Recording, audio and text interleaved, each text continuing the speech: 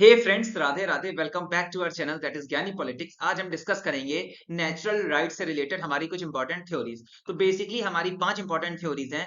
First of all, theory of natural rights. Second theory, theory legal theory of rights. Fourth, third is historical theory of rights. Fourth is social welfare theory and fifth is idealistic theory. तो पहले हमारी natural theory of rights. तो basically the theory attempts to impress the rights are natural. तो basically ये थ्योरी कहती है कि राइट्स जो है वो नेचुरल होते हैं। They come from the nature and not created by artificial agency. इस थ्योरी का ऐसा मानना है कि जो राइट्स हैं बेसिकली कोई आर्टिफिशियल एजेंसी नहीं बना सकती है, ये बेसिकली नेचर हमको देते हैं। इसी में आगे चल के हमारे प्रोफेसर ई आसिर वाथन बताते हैं, जो कि कहते हैं rights inhere in the individual. He says they inhere in him, they are much as a part of man's nature and say the color of the skin। तो बेसिकली जो ये हमारे प्रोफेसर थे वो कहते हैं rights are inside the mans and they is like the skin nature. और उनका राइट्स का नेचर कैसा होना चाहिए, जैसे हमारी स्किन का कलर है। They do not require in elaborate expression और जस्टिफिकेशन। बेसिकली राइट्स का कोई जस्टिफिकेशन भी नहीं होना चाहिए और खोल के एक्सप्लेनेशन भी नहीं होना चाहिए।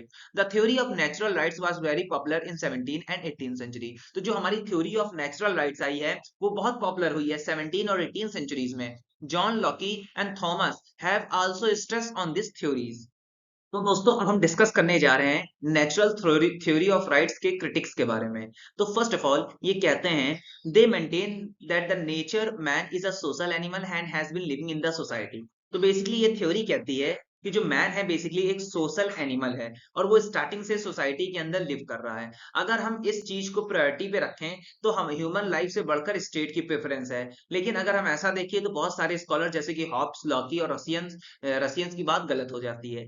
सेकंड हमारी आती है that is the legal theory of rights. The supporters of legal theory of rights maintain that state is the main source of all rights. तो बेसिकली ऐसे लोग जो सपोर्ट करते हैं लीगल थ्योरी ऑफ राइट्स वो बेसिकली कहते हैं all the rights basically और ऑरिजिन फ्रॉम दिस थ्योरी। जितने भी राइट्स हैं सब इसी थ्योरी से निकले हैं।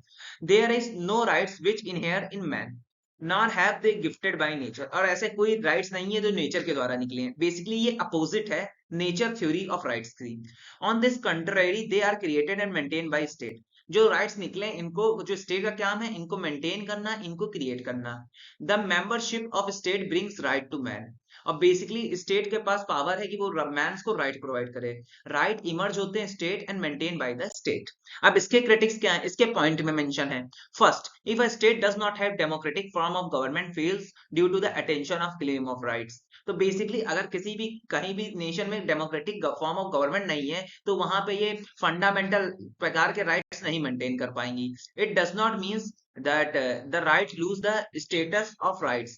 The fault lies which claims of right but within the state। our democracy claims right cannot be ignored। तो बेसिकली इसका मतलब ये नहीं कि वहां पे राइट्स इशू नहीं किए जाते, राइट्स इशू किए जाते हैं लेकिन वो उतना वेल परफॉर्म नहीं कर पाते हैं जैसे डेमोक्रेटिक कंट्रीज में परफॉर्मेंस होती है।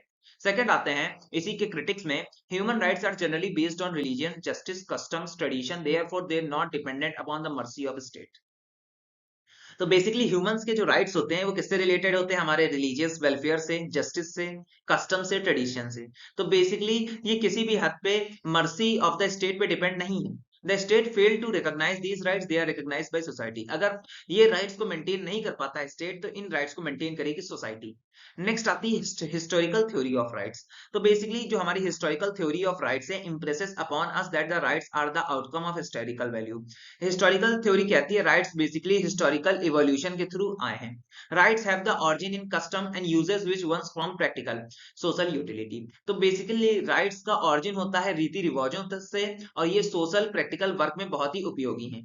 The custom and the usages pass from one generation to another were ultimately recognised as a claims. Basically जो ये कस्टम्स होते हैं, रीति रिवाज, वो एक जनरेशन से दूसरी जनरेशन तक ट्रांसफर हो जाते हैं और आगे चलकर इनको एक स्टेटस दे दिया जाता है जिन्हें हम राइट्स कहते हैं। फिर आता है those rights which people think that they ought to have, those rights which have been accustomed to have और which they have tradition are one's products। तो हिस्टोरिकल राइट्स ऐसे होते हैं जो ट्रेडिशन और कस्टम से रिलेटेड हैं, ठीक है। उन्हें हम हिस्टोरिकल राइट्स कहते हैं। अब इनके क्या क्रिटिक्स हैं? First, the theory is defective because all rights is not product of historical rights. Basically historical rights कहती है कि जितने भी राइट्स हैं उसका हिस्टोरिकल ओरिजिन है, लेकिन ये गलत है। सारे राइट्स हिस्टोरिकल ओरिजिन से डिराइव नहीं होते हैं। सेकंड पॉइंट हमारा आता है, customs go on changing with passage of time, therefore it is not good for the rights to depend upon them. तो बेसिकली जैसे जैसे टाइम बीतता जाता है वैसे रीति रिवाज कस्टम्स चेंज होते हैं, और इसीलिए ये जरूरी नहीं कि राइट्स हमारे कस्टम्स पे डिपेंड हों।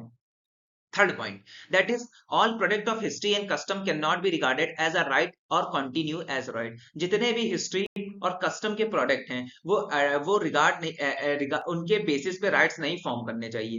Fourth, custom and tradition vary from one sect to another. All custom and tradition, all the sects cannot be regarded as rights. Custom और tradition हर sect में अलग अलग होते हैं, तो basically custom और tradition के behalf पे हमें rights को preference नहीं देनी चाहिए। अब नेक्स्ट आती है हमारी बहुत important, that is idealistic theory of rights. Idealistic regard the state is a divine institution. तो बेसिकली ये ऐसा मानती है कि स्टेट क्या है, हमारी एक डिवाइन इंस्टीट्यूशन है, बेसिकली मार्च ऑफ गॉड है ऑन अर्थ। हमारे हेगल जी कहते हैं आइडियलिस्टिक थ्योरी में कि basically state is a March of God on earth. ठीक है, गॉड का एक फॉर्म है स्टेट अर्थ पे। The idealistic believe that the external condition are required for the perfection of human right. अब बेसिकली एक्सटर्नल कंडीशन हमको चाहिए, एक्सटर्नल शक्ति, एक्सटर्नल फोर्स चाहिए for maintaining best of human life. These condition are created by the state. और इस प्रकार की condition कौन बना सकता है? सिर्फ state. Crosian described the system of rights as the organic whole of condition necessary for rational life. Henry C. deceives rights as that was really necessary for the maintenance of material condition essential for existence and perfection of human personality. अब यहाँ पे Henry सी कहते हैं कि rights बहुत essential है humans के existence के लिए और उनकी पर्सनैलिटी को परफेक्ट करने के लिए। तो दोस्तों यही था मेरा video regarding the rights theories. अगर आपको टॉपिक पसंद आया तो like and subscribe and share कीजिएगा। एंड जय श्री राधे दोस्तों।